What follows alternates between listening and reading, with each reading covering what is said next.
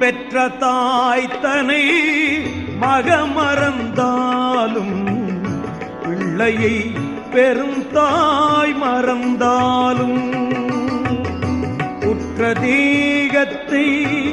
உயிர் மறந்தாலும் உயிரை மீதிய உடல் மறந்தாலும் கற்ற நெஞ்சகம் கலை மறந்தாலும் கண்கள் நின்று இமைப்பது மறந்தாலும் நற்றவர் தவர் உள்ளிருந்தோங்கும் நமச்சிவாயத்தை நான் மறவே